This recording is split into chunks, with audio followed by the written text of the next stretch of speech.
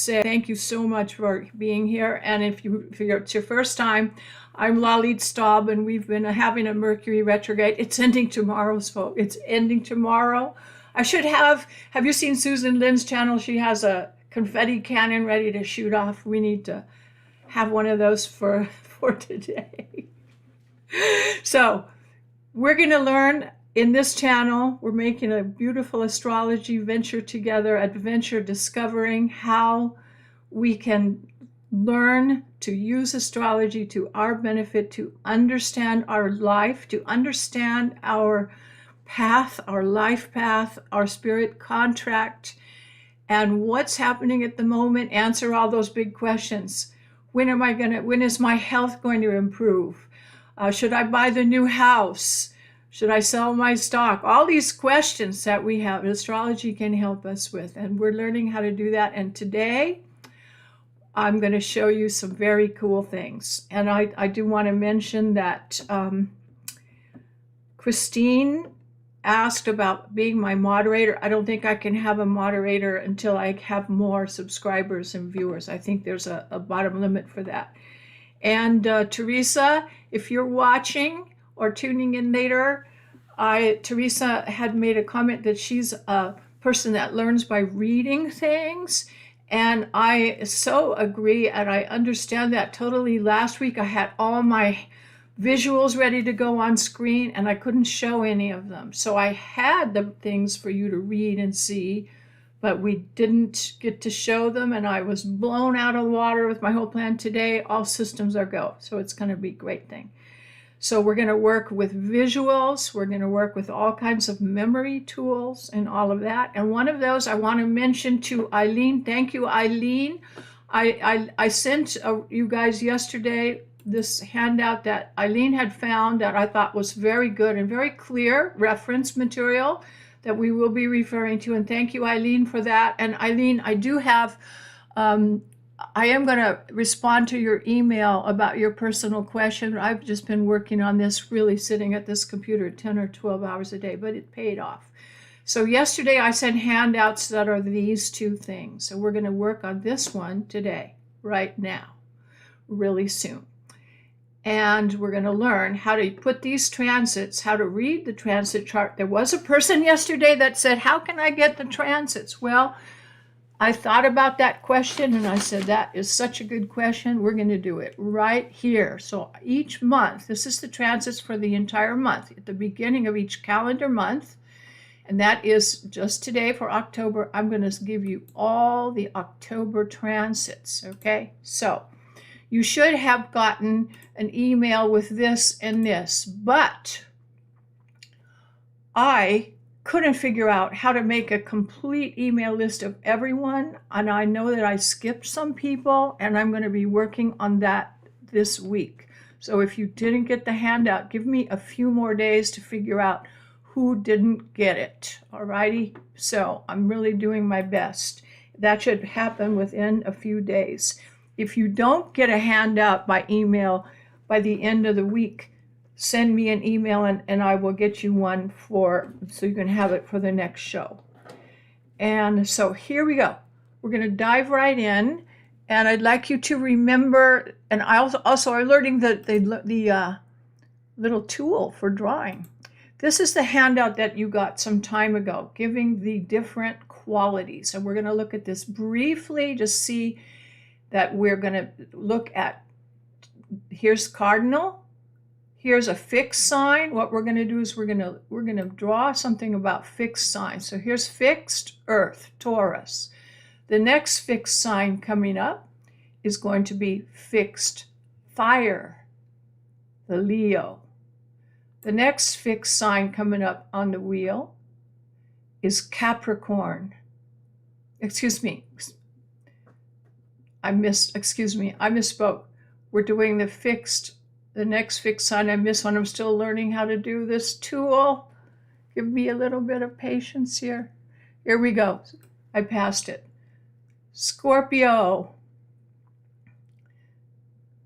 All right. Now we're doing fixed air.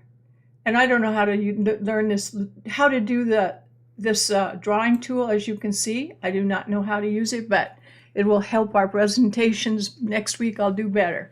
So we're going to look at the fixed signs on your horoscope. So I have made a little wheel that has just the outline of your signs. So I'd like you to notice something about the fixed signs, because this is how you figure out the aspects. A simple way of thinking about aspects. Yes, it's going to be easy for you to do this. We're going to learn how to find the square aspect in an easy way. Now, the square aspect is always going to go between the signs that have the same quality, like we were just talking about. Taurus is a fixed sign. Leo is a fixed sign. Hold on, I gotta figure out there. I have the mouse on the wrong, a very bad mouse pad. I'm getting it. Okay. So we're gonna do these squares. We're gonna go from Leo, and then we're gonna go over to Scorpio. So let's just connect the dots. And I'm nervous about this program, so my hand is shaking, and I don't know how to draw a straight line, but there we go. There's Leo. Now we're going to draw up to Scorpio. And on your chart, whoopsie, sorry, I'm shaking after that little thing. So I apologize. This part is ridiculously bad, isn't it? So you guys feel bad. You don't know about astrology, and I know a lot about astrology, and I can't do this dumb thing. So nobody's perfect. There we go. We'll take it. Down here, there we go. We're in business. And now we're going to go Aquarius over to Scorpio. And now we're going to do this. Now observe in your chart, because we're going to draw some transits that are happening to this. And this is a very important place right now, what we're drawing. This is where we got some big transits. So I want you to find this Aquarius. Let me make it different. We're going to highlight it. Okay, find Aquarius on your chart and see what house is this happening, and do you have any planets in this place? This is a really important spot right now for everybody. Aquarius, and the other sign, other part of this little square aspect that we're going to look at today is the Taurus angle. So come down, look at the Taurus and see what house that is, and do you have any planets right in that spot? Because this is what we're going to draw. We're going to look at the ephemeris. Now notice these are all 90-degree angles. These are difficult angles. And anything on one of these places can trigger any of these four corners if you have any of these places in your chart. So observe the fixed signs, and we're going to use them as an example right now.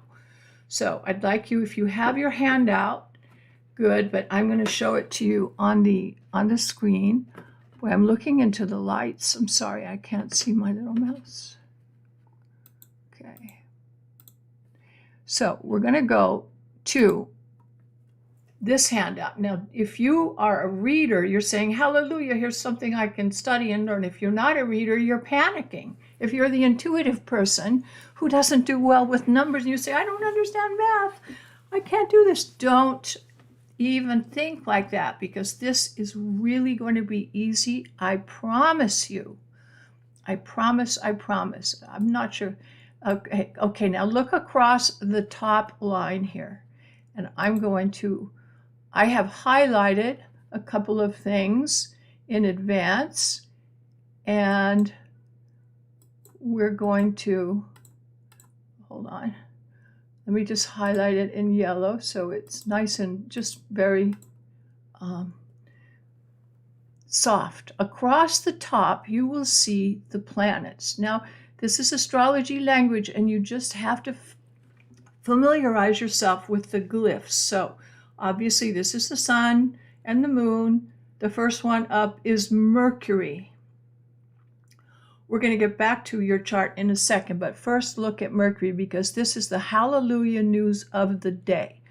Mercury, here's its sign, look down, I've highlighted in yellow.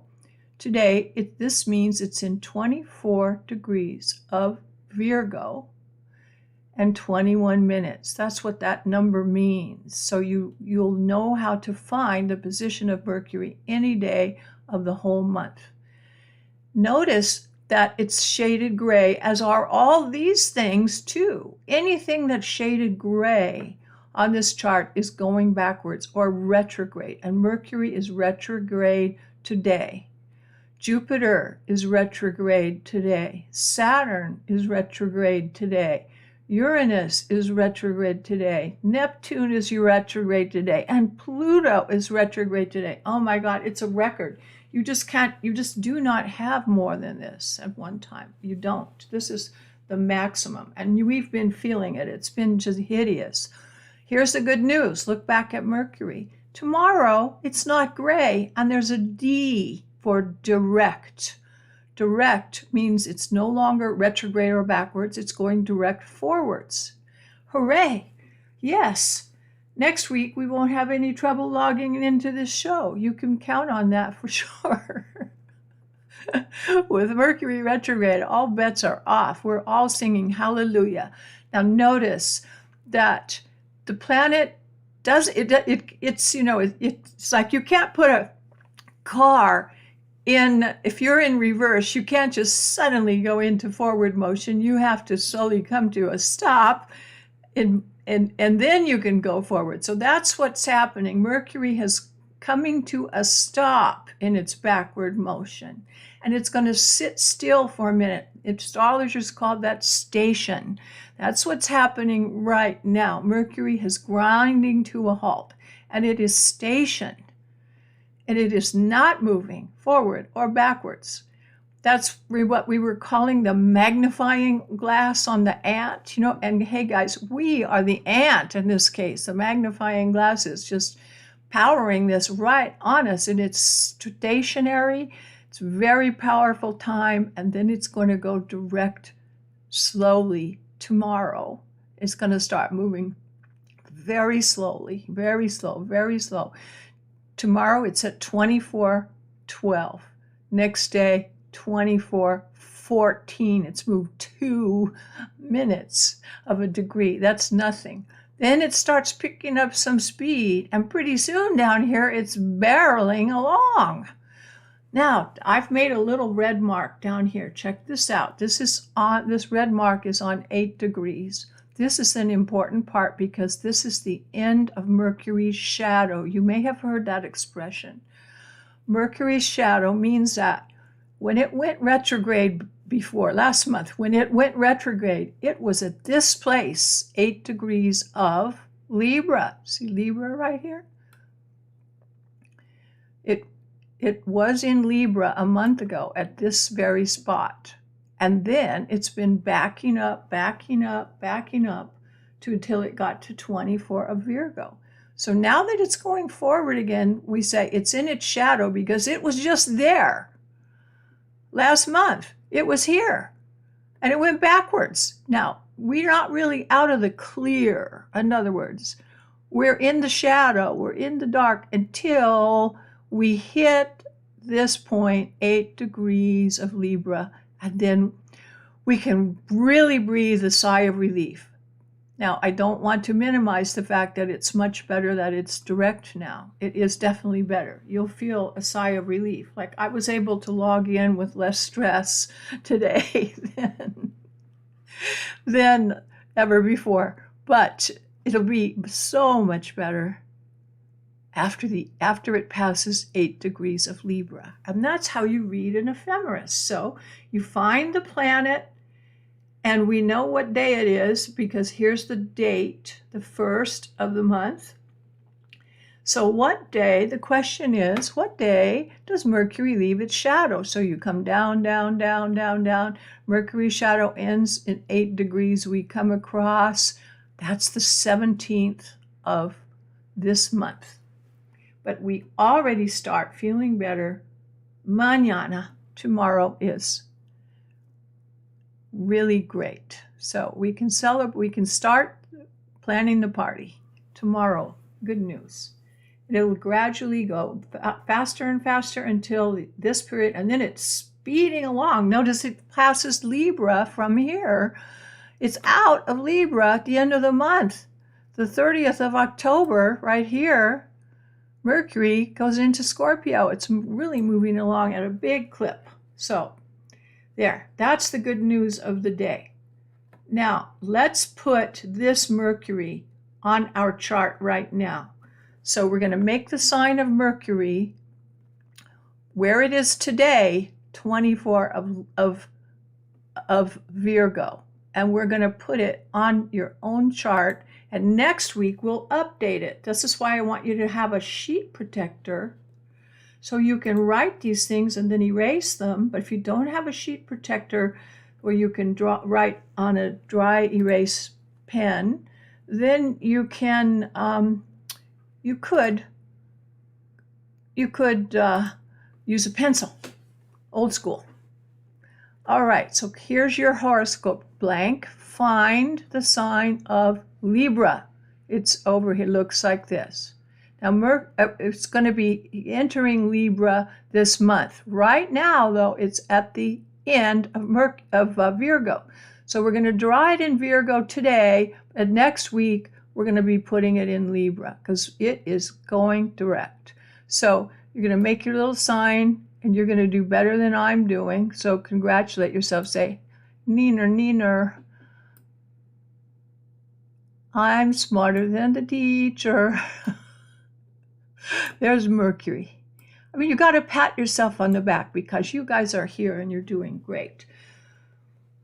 Now, if it were going to be retrograde from some time, we'd put a little R, like RX, like a prescription sign to let you know that it's moving retrograde, but it's really stationary. So you could put an S, but might as well just leave it for the good news tomorrow because we know it's going direct tomorrow. Okay, now we're going to enter something in Aquarius over here. In 18 degrees of Aquarius, which is the middle of your sign, we're going to draw everyone's favorite planet. Just kidding. We're going to enter the big beast here, Saturn, the planet of restrictions, tearing everything apart. Whoops. I know there's an eraser. Let me just get rid of that. We're going to just put Saturn right here. So, starting from fresh.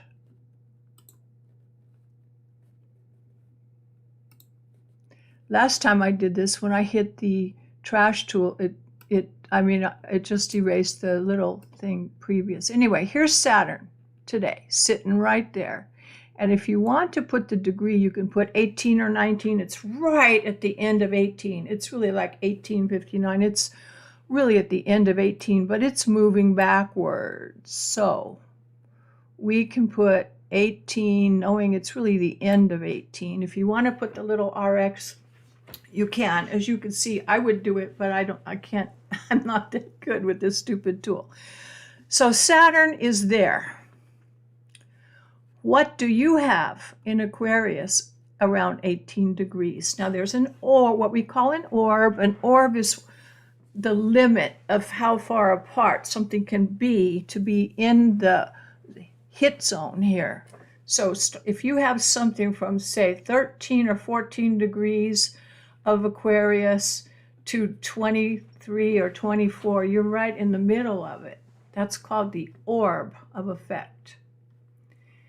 There is some good news for Saturn, though. Now that you've all drawn it over there in Aquarius, let's look for a second at Saturn.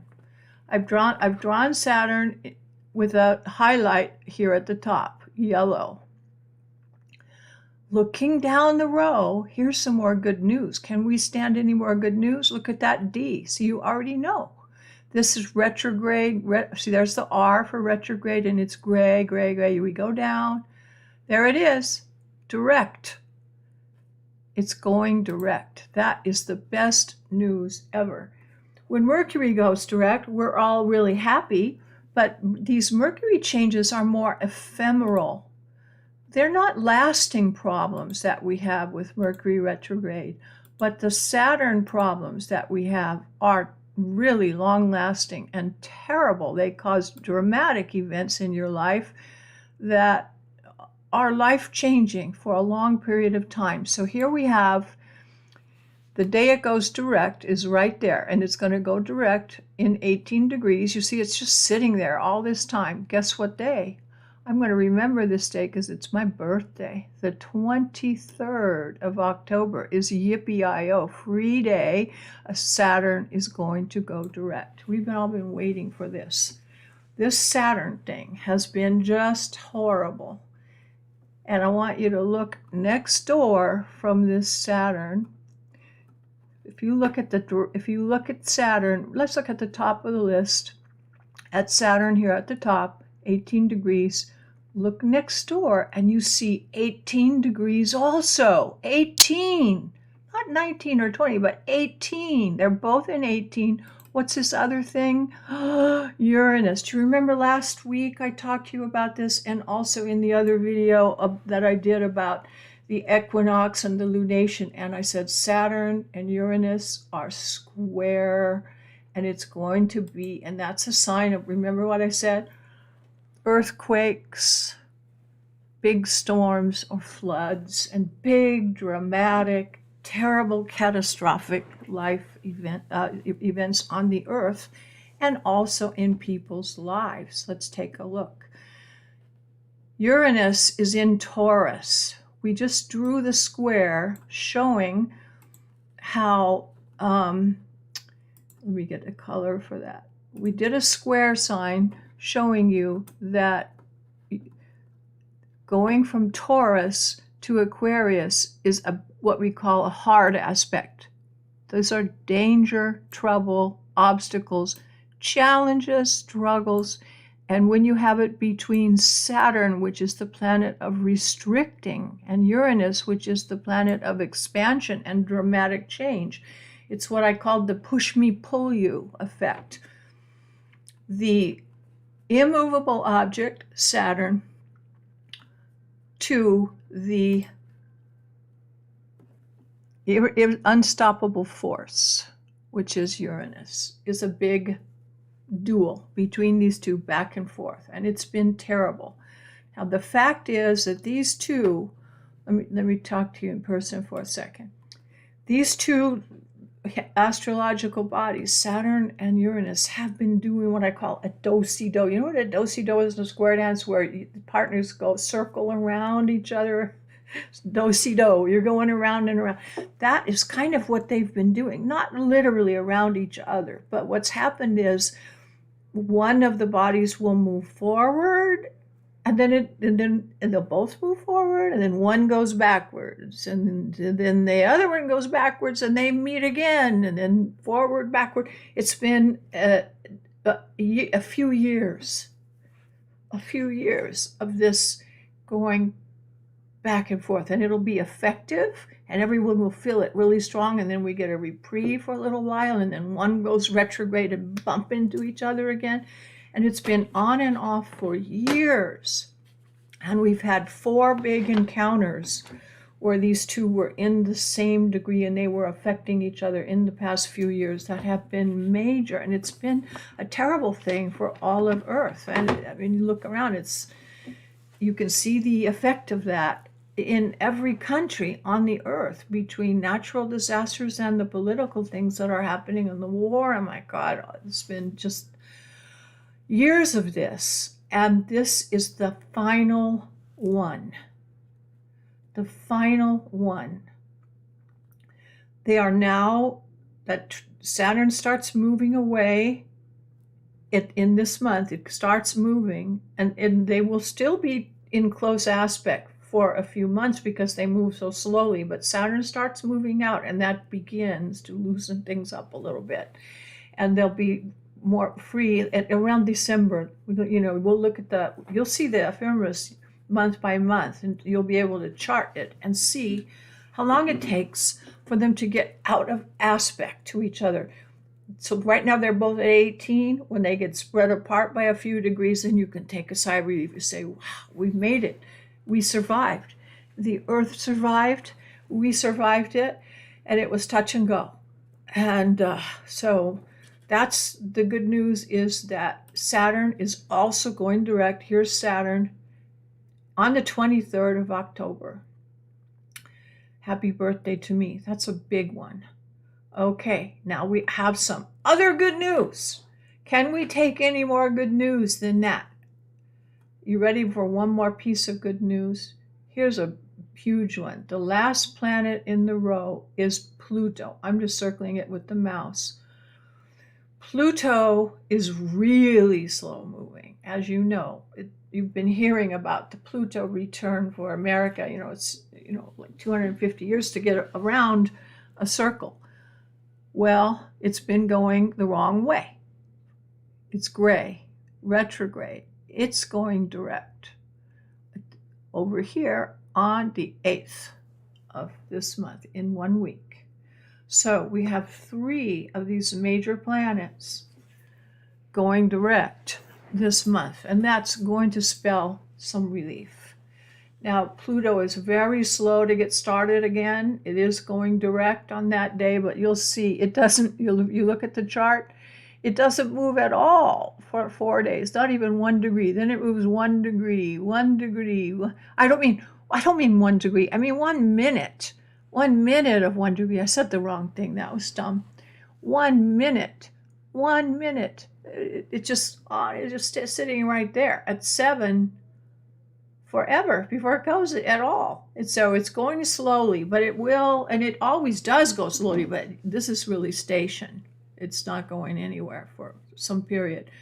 But it's starting to happen, and it will make a very major effect. Pluto is at the end of Capricorn right now. So any of you who have things in the end of Capricorn will feel a big relief, and including moi. Okay, now let's look back up here at Uranus. The very first row, this is today, we have Uranus in 18 Taurus. So we're going to put that on our chart right now.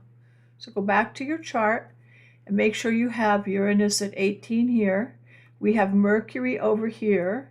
And if you feel like drawing in Pluto, you can. It's at the very end of Capricorn. Anyway, you should be aware of anything touching any of these fixed signs in 18 degrees. And if you don't know how to read that on your chart too easily, there's a printout that I gave you that was the interpretation. And on the first page of your printout, it lists all the planets in their degrees. So just go down the list and say, do I have anything anywhere near 18? A few degrees either way for these slow planets, not too much, but a few degrees before or after 18, and see if you have anything, because anything will be touched by that. And since these are difficult planets, even if they're in a soft aspect, you'll be feeling it. Anyway, you found out now how to find square aspects, the difficult ones. They go between the same qualities, so between fixed signs, or you could have them between cardinal signs. Let's see, Aries, Cancer, Libra, Capricorn. These are the cardinal signs, and anything in a cardinal sign to another cardinal sign is a hard aspect.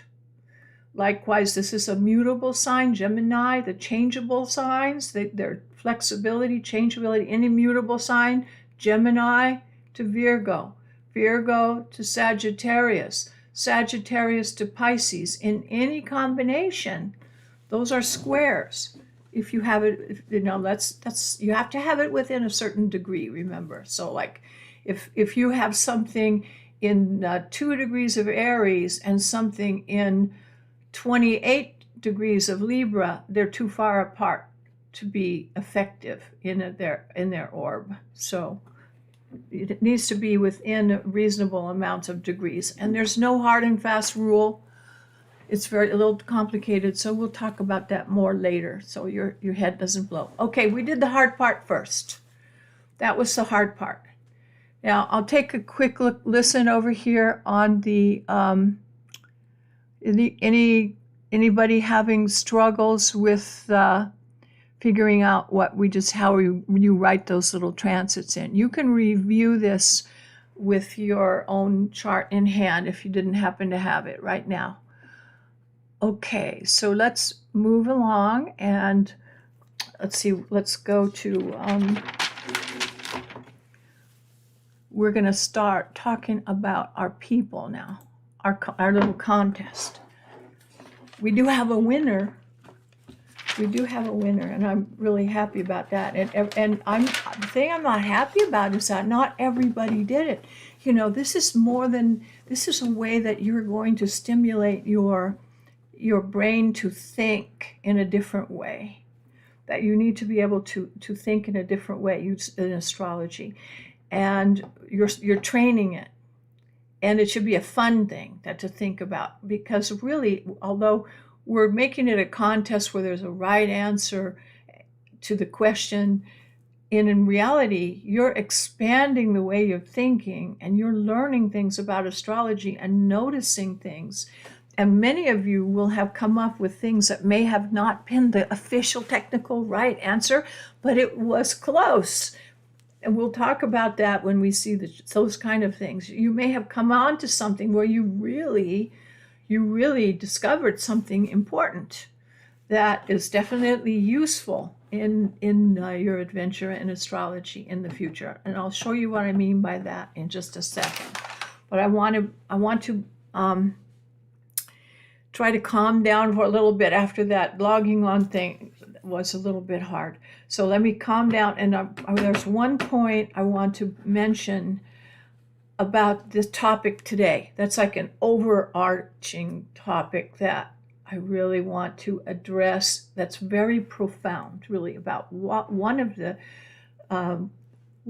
the reasons you should do astrology. Well, we've already talked about it's useful to be able to plan your life better and to have more knowledge about your life path and what your talents are and why are you put on earth anyway, what is your life contract and your spiritual destiny. All these things are useful. There are some other things that are useful in astrology too.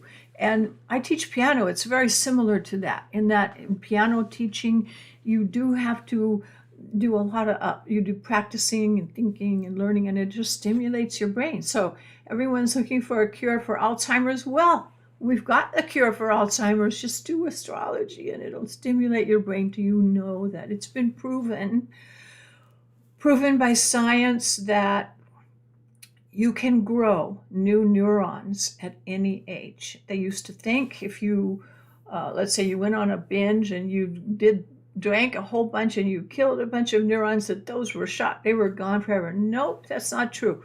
If you do mental activity of this type, you are making new neural connectors and you are building your brain.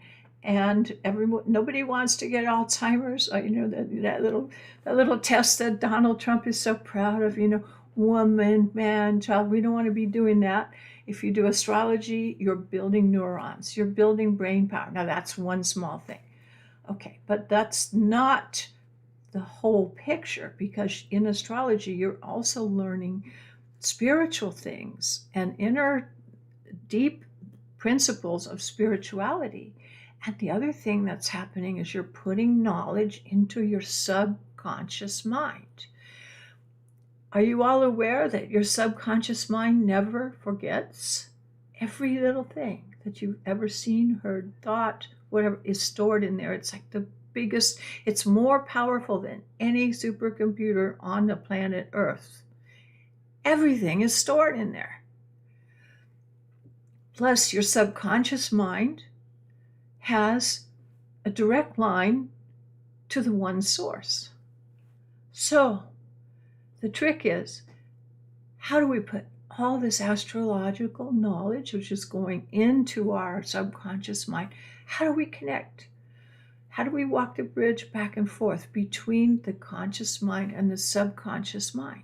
And astrology is one of the pathways, like music, where you're developing both of these things, and they meet in the middle, so that it's like let's say a performer studies pianist. We'll be studying arpeggios and scales and practicing all these boring things, and you read the notes and work on the timing, and you practice, and then the moment of performing comes, and it's like a divine reaching of the soul and the spirit in contact, and you express a real creative power that comes from within in a way that you forget about your scales and your patterns and your arpeggios and all that. So in astrology, it works in a similar fashion. You have some little bit of work like we did today, but it wasn't that bad. Come on, it wasn't that bad to read the table and put your glyphs and see, it's not that bad. You do have some things to learn. It's a new language, but the language becomes entered into your unconscious mind, and then it will come out as needed from that unconscious mind when you contact that, and that's what we're learning.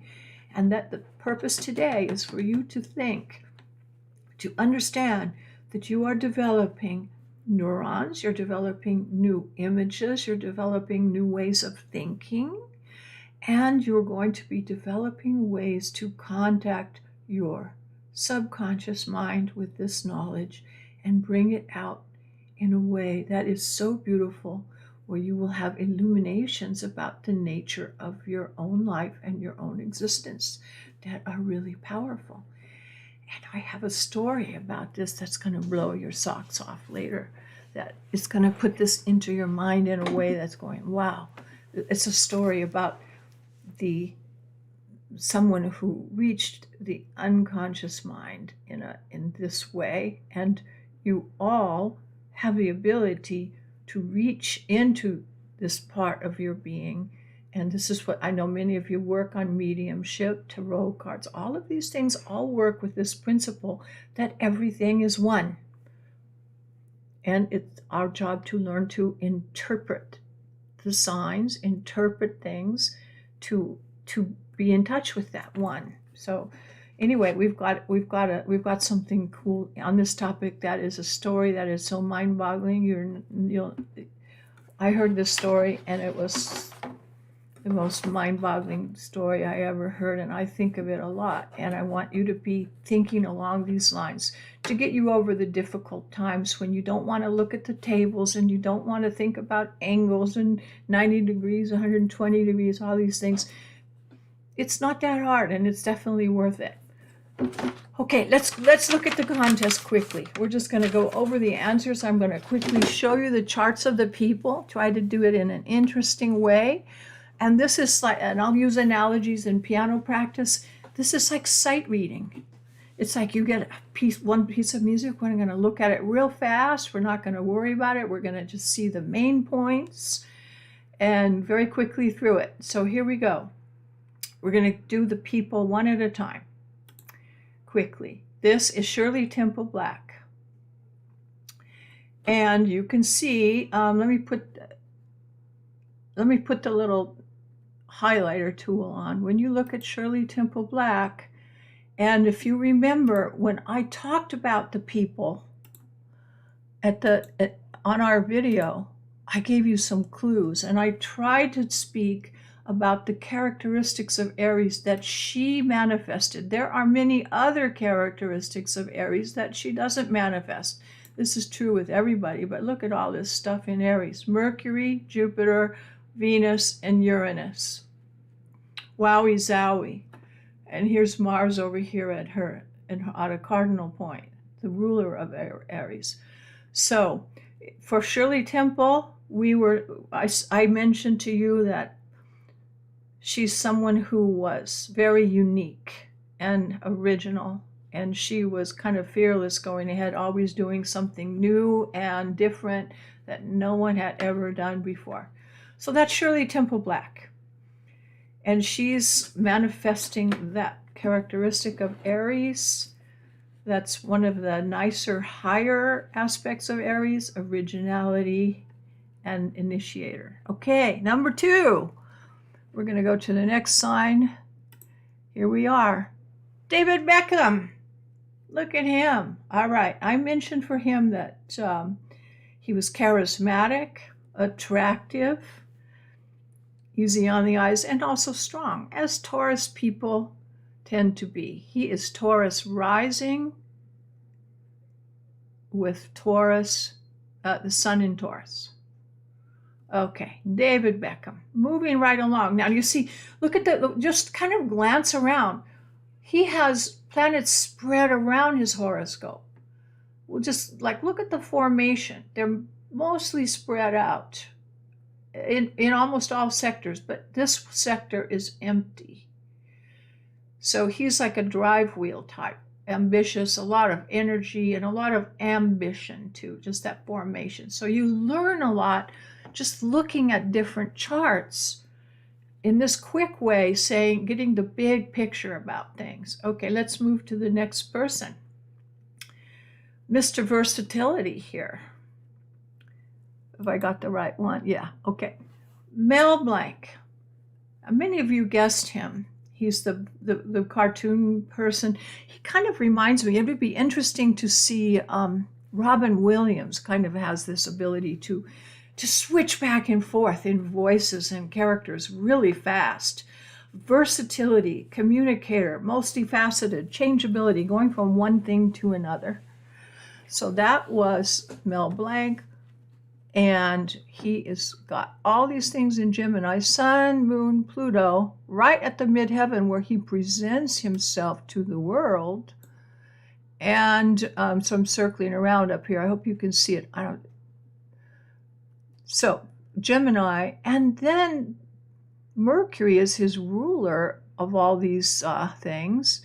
And Mercury is just barely out of Gemini, 0 degrees of Cancer. I mean, he might have been born a few minutes earlier, and it's already still in Gemini. So that Gemini, and then the higher octave of Mercury, Uranus over here, as the handle of this basket. Look at that one planet all by itself over here, making all these strong aspects to the whole group. That gives Uranus a feature of stronger in his chart. It's stronger.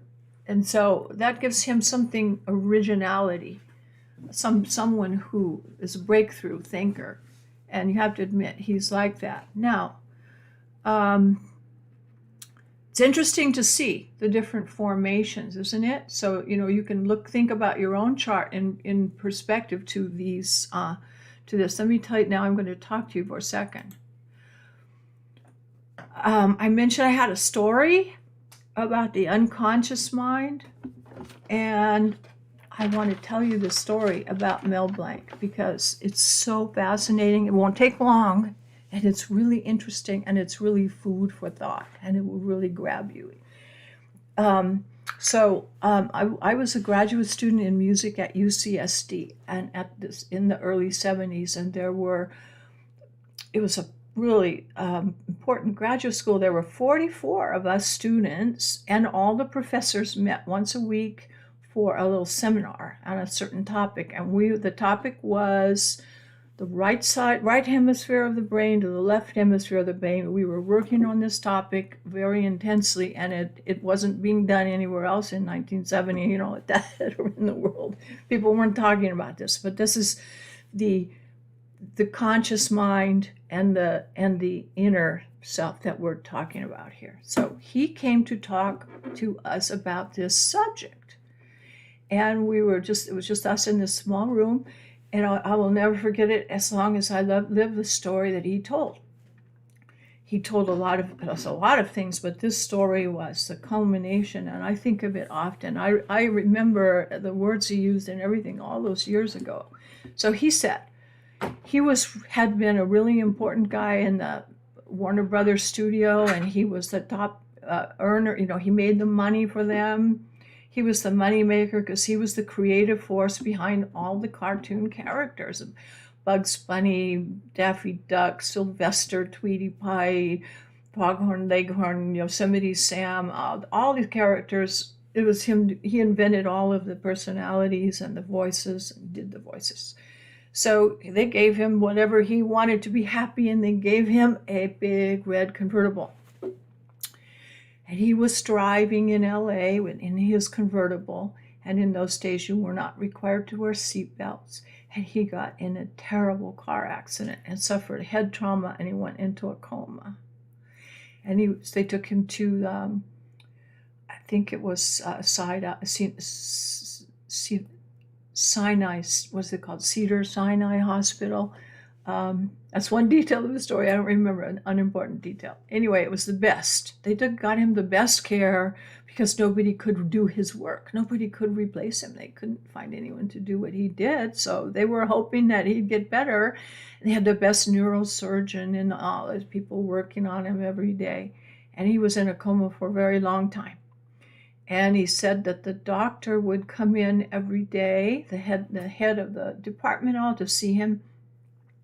And every day he'd hold his hand and say, "Mel, how are you today? Mel, how are you today?" And he never got any response of any type, no finger movement, no nothing. And this went on for a long time.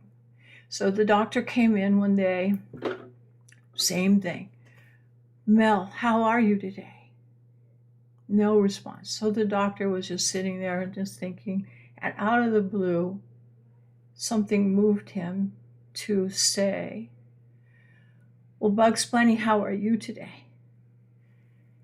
And the doctor was really shocked when Bugs Bunny's voice said, "I'm just fine. What's up, Doc?" Which is kind of funny because that was Bugs Bunny's go-to expression. He would say, "What's up, Doc?" And that's what he said to the doctor in that voice.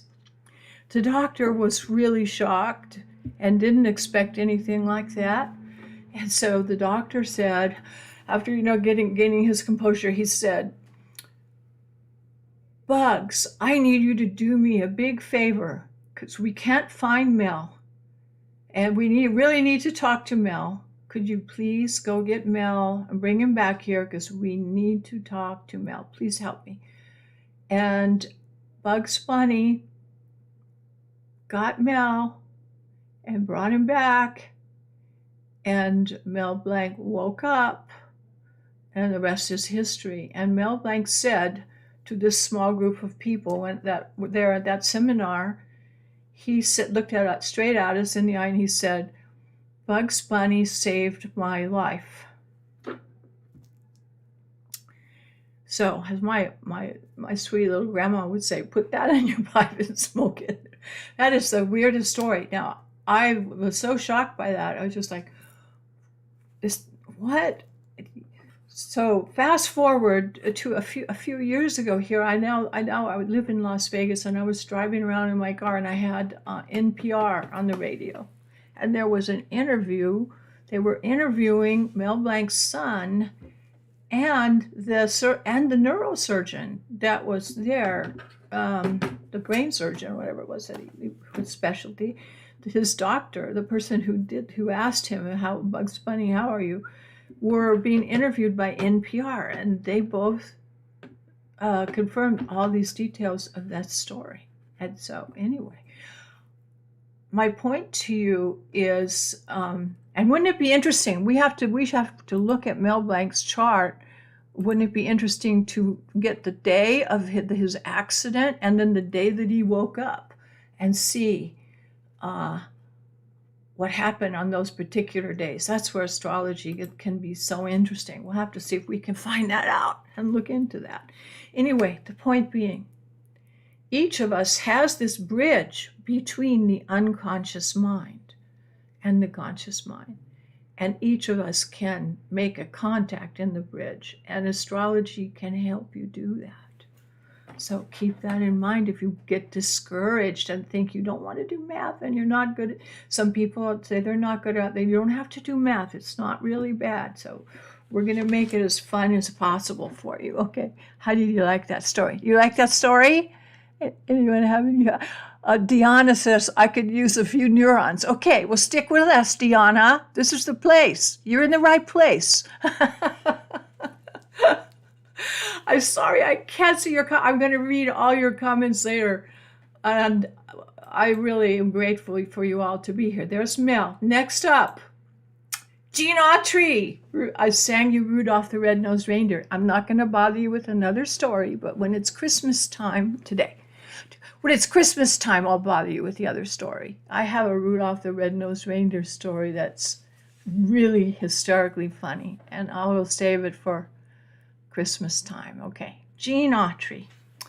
I told you about Gene Autry that he you heard the song Rudolph the Red-Nosed Reindeer, and I said Cancer. We're looking for home, family values, protective, nurturing, sweetness.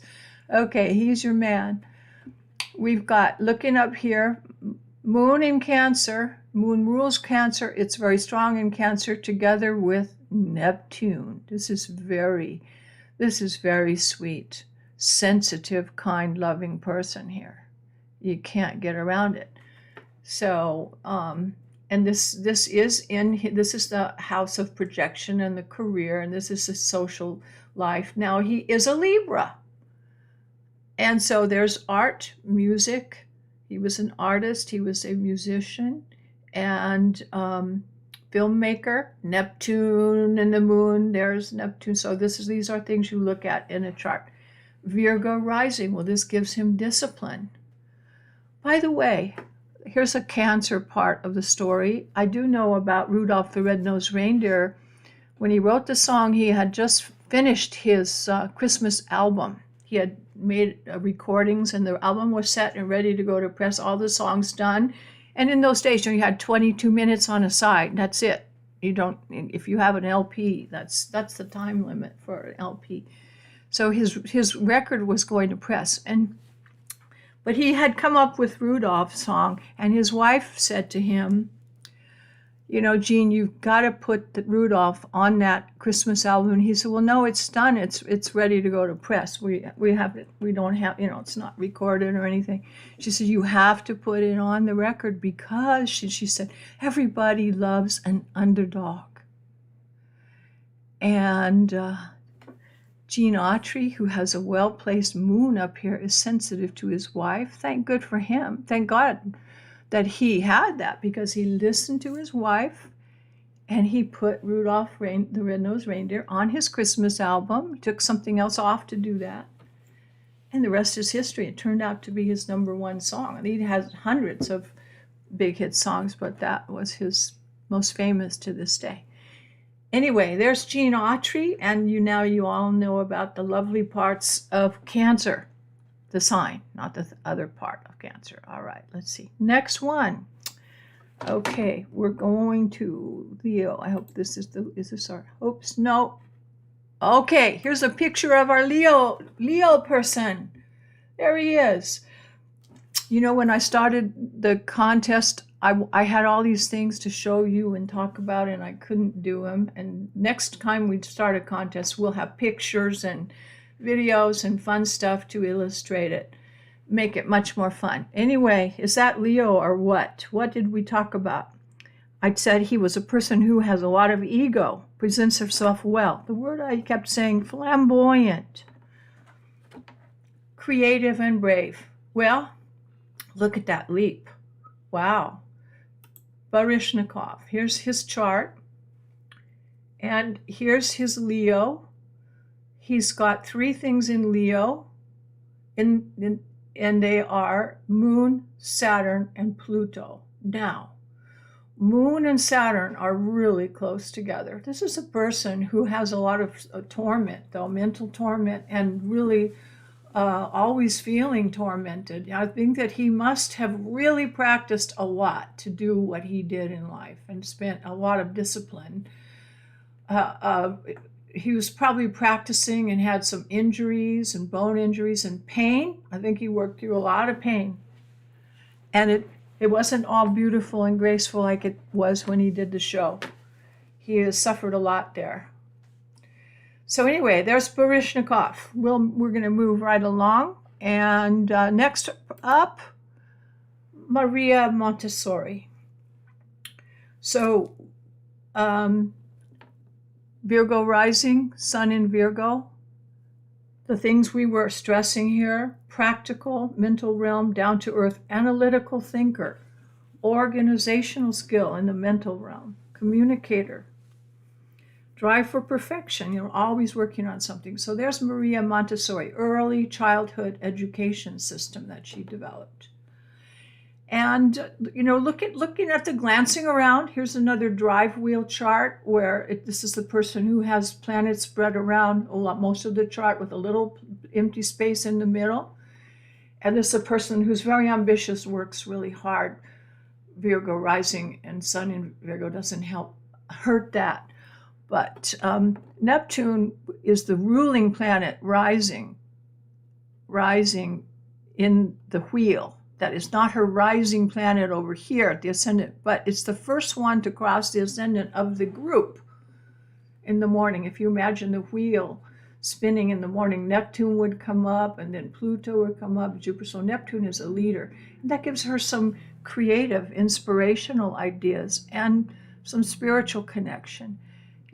Her principles of education were based on, I think, kindness and understanding the nature of the children and communicating with them on their level, and a sweet communication that was nurturing and kind and loving. That's my experience with Montessori education anyway. I worked at a Montessori school and I loved it. I just loved it. The kids, the teachers sit on the floor with the kids in a circle and treat the kids respectfully, and everyone has a good time. It was a wonderful, wonderful school. Anyway, next up, let's see. Next up, okay, Madeline. Now we're talking, I mentioned with her social skills, balance, diplomatic mediator, and seeing both sides of an issue. So this is the diplomat part. But I think, honestly, Libra's not the side of her. She doesn't have huge amounts of Libra. And I sort of was struggling to find the right person to do this, but it does show in her life the diplomat. But over here, look what she has opposing: Saturn in Aries and Venus in Aries. These are in the opposite place in relationships. So you would imagine, as a diplomat, she had a lot of fire in her belly. She was stern. She wasn't going to budge from her principles. And she a little bit of fire in her belly there. She wasn't a pushover, let's put it that way. She could see both sides of the issue, but I think she's a very strong personality. And so I think she was harder to guess. So if you found her harder to guess, that's okay. We weren't here just to win the contest, but to think about things. So if you knew she was the diplomat, Libra would be a good guess. You remember the sign of Libra, the lady with the scales, like the balance of justice. And so that'd be a good guess just from that. So what happened? How did I get too mad? Okay, there we go. Next one up.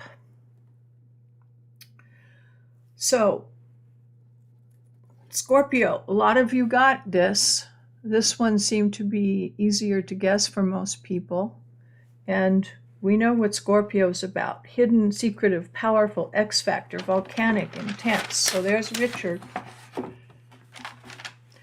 His biography really surprised me. I think you'd enjoy watching it. It was, give him some respect. He really had a hard life. He didn't even speak English. He spoke Welsh. Imagine he had to go through a lot of training and whatnot. Okay, next one. Okay, now I have a confession to make to you on the next one, because I screwed up. Yes, I did. I hope you can forgive me, and I'm going to tell you how it happened, which is not an excuse, but it's kind of cool and interesting, and it didn't turn out too badly because it could have been worse. I'd been doing the charts for the class, and sitting at my computer burning the midnight oil like 10, 12 hours a day.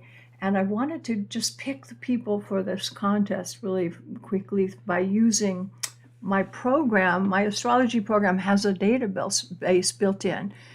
And I wanted to pick people that you probably had not seen their charts, because you see a lot of political people of today and you know what their charts are. I didn't want you to be familiar with them. So I wanted to look over the database and find people that you probably hadn't seen, not contemporary political people anyway. And that exemplified the characteristic of the sign. So I was down to Sagittarius, and my eyes were really blurring, I swear to God. And you have to pick out the person not by typing in their name, by selecting them from the little tiny list that's printed. You have to select the name. I think they want to avoid you doing a mistake on the database. If you type a name, you might get the wrong person. So I typed in, I thought it's Sagittarius. So okay, what am I? I saw Kennedy on the list. All right, John F. Kennedy. So I clicked on John F. Kennedy. And I will tell you. Okay, let me talk to you in person. I grew up in San Diego, and John F. Kennedy came to San Diego and did a motorcade like his fatal one. But in San Diego, he came down Broadway, and I was in junior high school, and we got to go on a school bus. They took us downtown to right front row seat, standing there when he was going to drive right by. He came by about 10 feet in front of me. I was smitten. I mean, I was just like overwhelmed by seeing him right up close and personal like that. Oh man, he was so really something. So I really loved him. So Kennedy, I hadn't seen his chart in years. I thought maybe he's got some Sagittarius we can use. So I click on John F. Kennedy, and here it is. This is what I clicked on, John F. Kennedy. I didn't see the junior on the little list. So, but all is not lost, because JFK also has a strong Sagittarius in that his ruler is Mercury. He's got a chart almost like Trump's chart in the Gemini. Mercury's the ruler, but his Mercury is conjunct Jupiter, which gives him the speech maker. Oh, I have something to show you on that speech maker. He has Mercury and Jupiter conjunct really tight, which makes him the Sagittarian speech giver. He spoke to the crowds in such an inspirational and lofty way. And I have an example of the speech here that I want to share with you. But so, John F. Kennedy Sr. has got a small amount of Sagittarius. Well, it's important. Let's put it's important. But this is the chart I had pulled up, and I saw, oh, we've got a sun in Sagittarius right here. Oh, that'll be good, I thought. And then I was just looking at it for a minute just to settle which people I was going to put on the list to tell you the next day. I didn't really look at it intensely until like 2 days ago when I started tallying up your answers. I went, oh no, how did that happen? That's John F. Kennedy Jr. I hadn't paid any attention to the charts until just before the a couple of days ago. And I saw that and I went, oh no. So if you put John F. Kennedy as a Gemini, you got credit for it on the contest, because he is. I have his chart here too. It's funny how at least John F. Kennedy Jr. has the Sagittarius quality that we looked up at it for his dad, and they kind of shared that. They called him. They called um, his reign in his presidency. They called it Camelot. Oh, where is John? I do have the. Is it this one? No. Okay. I guess I don't have it to show you, but I do have the little speech. Anyway, they do share some characteristics, because before John Jr., John, they called him, had his tragic ending, he was thought maybe he would pick up the mantle because he had some of that charisma. And philosophical high-mindedness that could have carried the country ahead. But anyway, this is John F. Kennedy Jr. So if you guessed either Sagittarius for JFK or Gemini, you got credit either way. And I apologize for the screw up, but this was the chart that I saw. I just said, oh yeah, Sagittarius is good. And I should have known, but I haven't looked at his chart for about 30 years, because honestly, when I look at John and Kennedy, JFK's chart, it makes me I feel bad about the whole thing. It was it was a real childhood trauma for me when that happened. So I don't like looking at his chart a whole lot. But there, I had to put the speech. I did find a speech. Oh, it's not. All right. I think they took it off. I had a YouTube speech here. It was the speech where he says, John F. Kennedy says, it was the shoot for the moon thing, where he's talking about how why we are not doing it because it's easy. We're doing it because it's hard. Hard. That speech was so beautiful speech. And so his speech giving was definitely Sagittarian, but I apologize for that screw up, and I will keep my eyes open for the next contest, and I won't screw up again, I promise. All right, next person. Now this one, I think more people guessed this one than any other, was Humphrey Bogart. And yes, Capricorn, Capricorn, Capricorn, Capricorn, Sun, Mars, this is the part of Fortune and Venus, all at the midheaven, where he has his persona, the way he projects himself to the public view. And more people, I think, guessed Humphrey Bogart than any other. It's kind of interesting, huh? I saw an interview with Lauren Bacall 2 days ago, and she was talking about him and how he was so much older than her, but they were very much in love, and she said he was very protective of her, and she did have this sort of relationship with him that we were talking about, the protective security, fatherly kind of stalwart, strong foundation person. She did have that feeling for him. I heard it in her words, and I thought, wow, this would be beautiful to bring to class. I'll figure out how to do that. Okay, there's John F. Kennedy Jr., Humphrey Bogart. Abraham Lincoln is our next person up. And here is our Aquarius rising with the sun in Aquarius right there. He was born at sunrise. The sun is right on the angle there. That makes him strong, strong Aquarius. And his Uranus, which is the ruler, you look at the rulership. Make sure you're always thinking rulership. The rulership of this planet is Uranus, and there it is up there.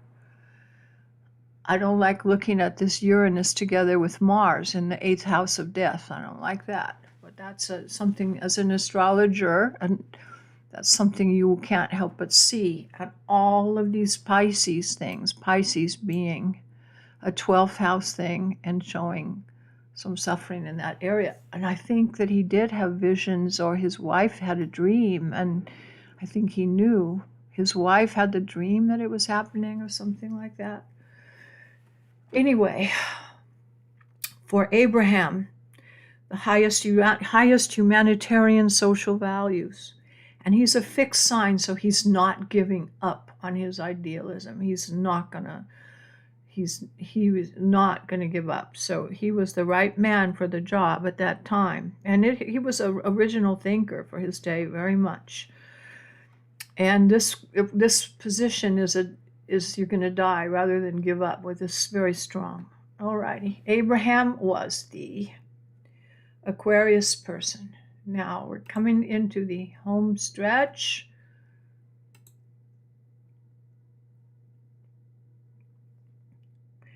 Elizabeth Taylor, Pisces. Many of you did guess it, and she's got, this is her imum cello, she's got Mercury, Sun, exactly together in Pisces. This is a real strong Pisces sign. Mars is there. Mars is weaker in this sign, but it does give her some, she did have some moments. You saw Virginia Woolf, the movie, maybe, she could have a little bit of, she wasn't all roses and daffodils, and there was a little bit of Spitfire in there hidden. So there's Elizabeth Taylor.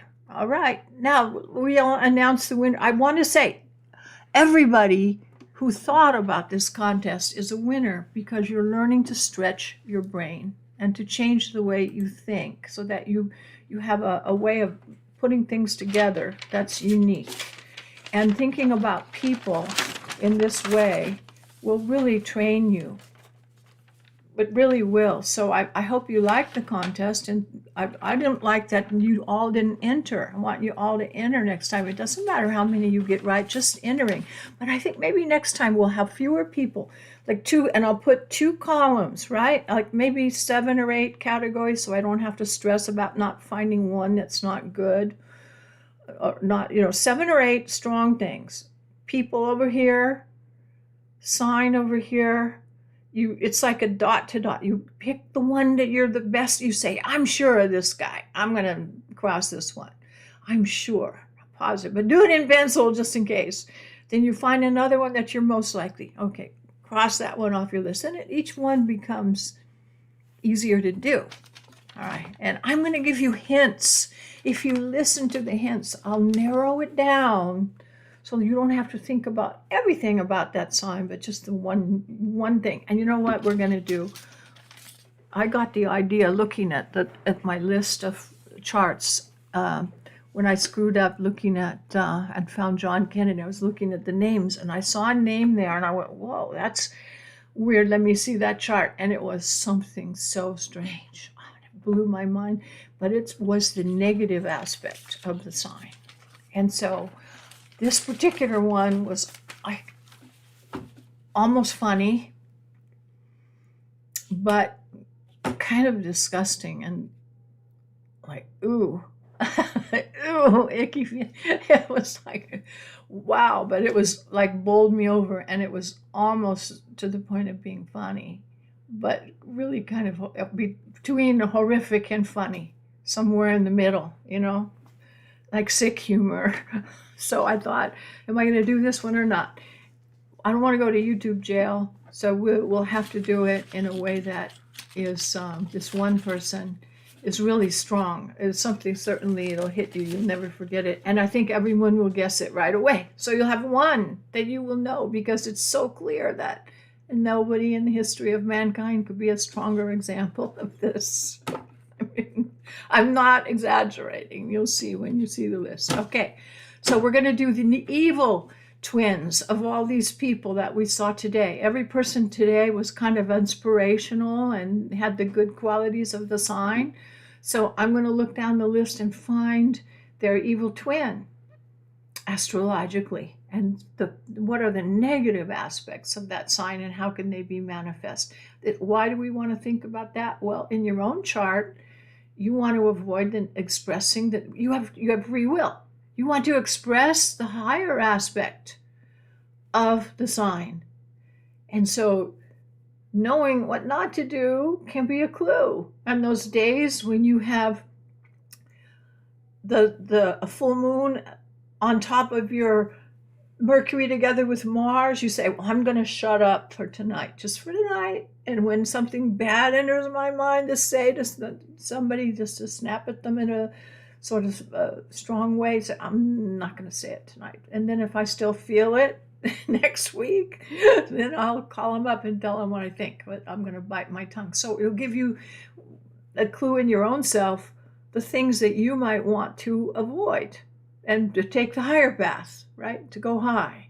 So we'll have another contest this week. I'm going to make a separate tape, and it's not going to be a live because that way I can relax. This live thing really got me down today.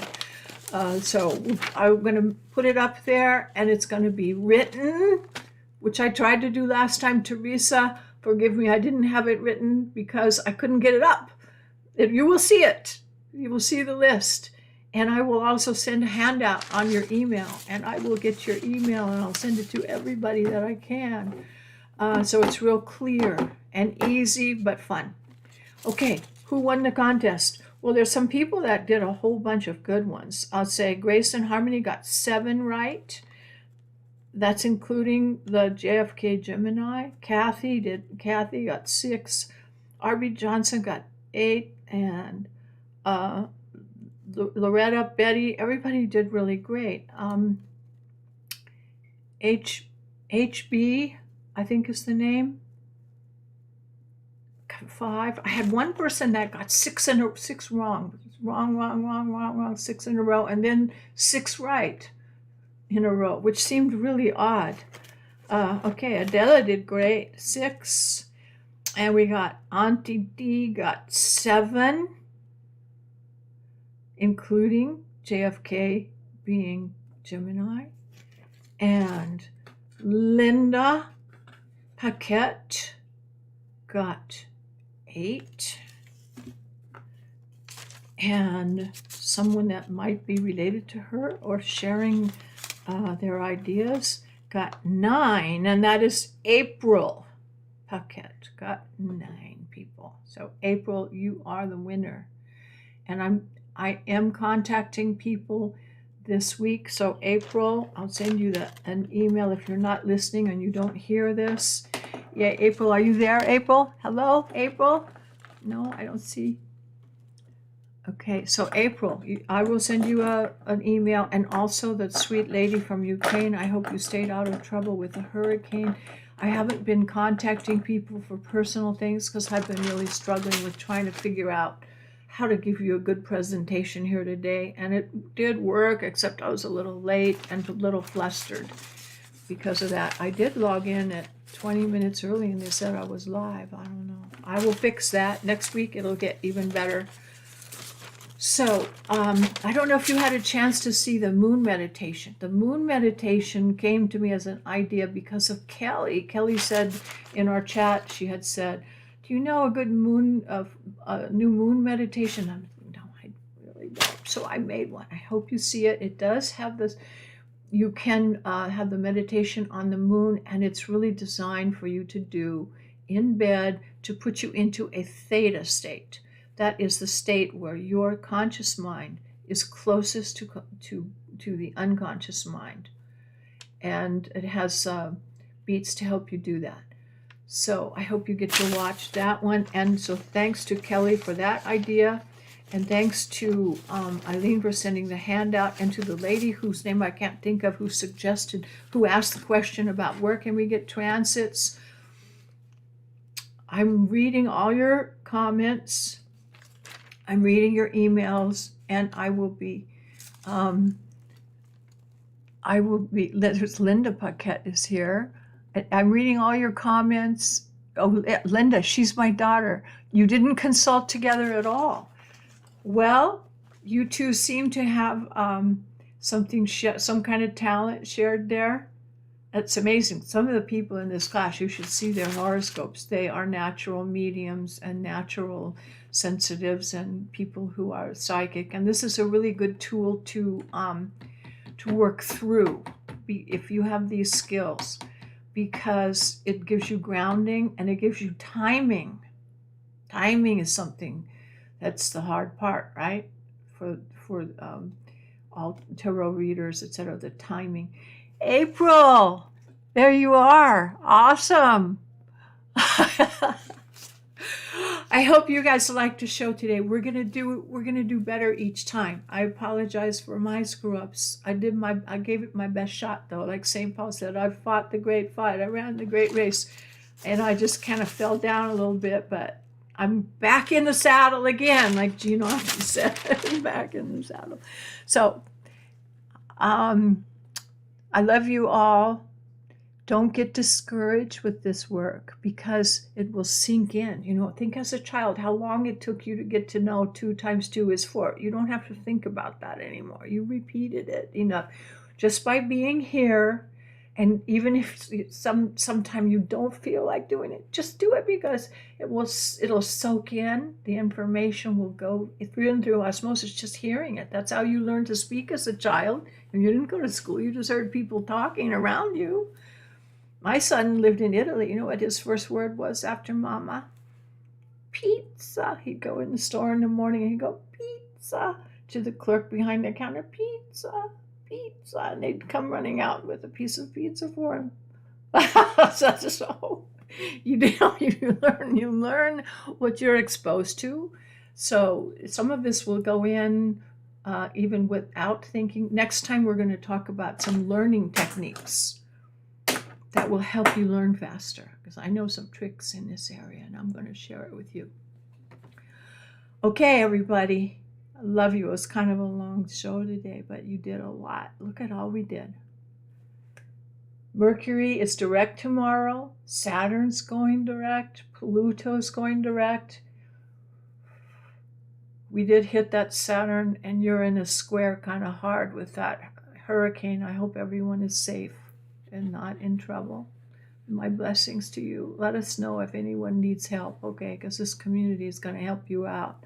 Send me a note. We'll make an announcement and see if let us know if you know what we can do. So thank you, and I'll look for a video in the next day or two. I'm going to try for tomorrow for our contest because I think it's going to be fun. And there's that one thing, forgive me if you're offended by that one person I was saying that is so extreme. It is kind of borderline, you know. I don't want anyone to be offended, so don't unsubscribe to my channel because of that one guy. Look at it as learning experience, okay? Say, oh, right. Forgive me if you are. It is kind of bad. It's kind of, I've been struggling with the idea, should I put that in there or not? But heck, I'm going to go for it. So if you're offended by something a little naughty like that, you don't have to look. Okay. You're forewarned. You'll see the name on the list and you'll recognize it as a person of infamy. All right, guys, signing off. Love you all. Namaste. Happy Mercury direct tomorrow. Yay. Wahoo. I love you all. Bye-bye.